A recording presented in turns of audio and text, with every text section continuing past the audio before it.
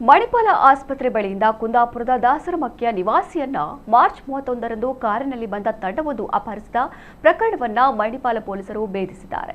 ಅಪಹೃತ ವ್ಯಕ್ತಿಯನ್ನ ಇರಿಸಿದ್ದ ತೆಲಂಗಾಣ ರಾಜ್ಯದ ಜಗತಿಹಾಳ್ ಜಿಲ್ಲೆಯ ಮುಖ್ಯ ರಸ್ತೆ ಕರೀಂನಗರದ ಗೋವಿಂದಪಲ್ಲಿ ಎಂಬಲ್ಲಿನ ಲಾಡ್ಜ್ನಲ್ಲಿ ಪತ್ತೆ ಹಚ್ಚಿ 8 ಮಂದಿ ಆರೋಪಿಗಳನ್ನು ಬಂಧಿಸಿದ್ದಾರೆ ಹಾಗೂ ಅಪಹೃತ ವ್ಯಕ್ತಿ ರಾಜೇಶ್ ಅವರನ್ನ ರಕ್ಷಿಸಿದ್ದಾರೆ. ಈ ಅಪಹರಣ ಘಟನೆ ಮಾರ್ಚ್ 31ರಂದು ಮಧ್ಯಾಹ್ನ 12:15ರ ಸುಮಾರಿಗೆ ಮಣಿಪಾಲದ ಆಸ್ಪತ್ರೆಯ ಹೊರಗೆ ನಡೆದಿತ್ತು. ಅಂದು ಕುಂದಾಪುರದ ದಾಸರಮಕ್ಕಿ ನಿವಾಸಿ ರಾಮ ಮಡಿವಾಳ ಅವರು ತನ್ನ ಸಹೋದರ ಲಕ್ಷ್ಮಣ್ ಅವರನ್ನ ಚಿಕಿತ್ಸೆಗಾಗಿ ಆಸ್ಪತ್ರೆಗೆ ಕರೆದೊಯ್ದಿದ್ರು. ಚಿಕಿತ್ಸೆಯ ಬಳಿಕ ರಾಮ ಮತ್ತು ಅವರ ಸಹೋದರರಾದ ರಾಜೇಶ್ ಮತ್ತು ಸುಧೀರ್ ಆಸ್ಪತ್ರೆಯ ಹೊರಗಿನ ಕ್ಯಾಂಟೀನ್ನಲ್ಲಿದ್ದಾಗ 7-8 ಜನರ ತಂಡ ನಂಬರ್ ಪ್ಲೇಟ್ ಇಲ್ಲದ ಕಾರಿನಲ್ಲಿ ಬಂದಿತ್ತು. ಈ ತಂಡವು ರಾಜೇಶ್ ಅವರನ್ನ ಹಿಡಿದುಕೊಳ್ಳಲು ಯತ್ನಿಸಿತ್ತು.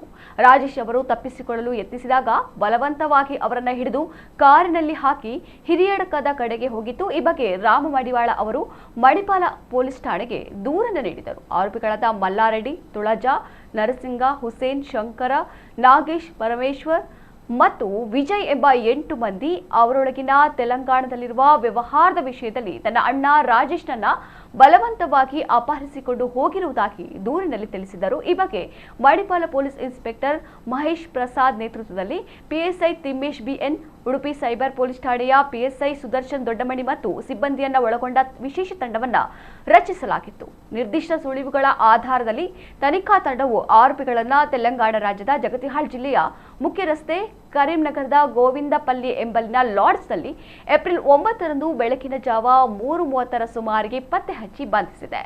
ಅಪಹರಣಕಾರರಿಂದ ರಾಜೇಶ್ ಅವರನ್ನ ರಕ್ಷಿಸಿದ ಪೊಲೀಸರು ಕೃತ್ಯಕ್ಕೆ ಬಳಸಿದ ಕಿಯಾ ಕ್ಯಾರೆನ್ಸ್ ಕಾರು ಮತ್ತು ನಂಬರ್ ಪ್ಲೇಟ್ ಇಲ್ಲದ ಮಹೇಂದ್ರ ಥಾರ್ ಜೀಪನ್ನ ವಶಪಡಿಸಿಕೊಂಡಿದ್ದಾರೆ. ಅಪಹರಣದ ಹಿಂದಿನ ನಿಖರವಾದ ಉದ್ದೇಶವನ್ನ ಪತ್ತೆ ಹಚ್ಚಲು ತನಿಖೆ ಮುಂದುವರೆದಿದೆ ಎಂದು ಪೊಲೀಸರು ತಿಳಿಸಿದ್ದಾರೆ.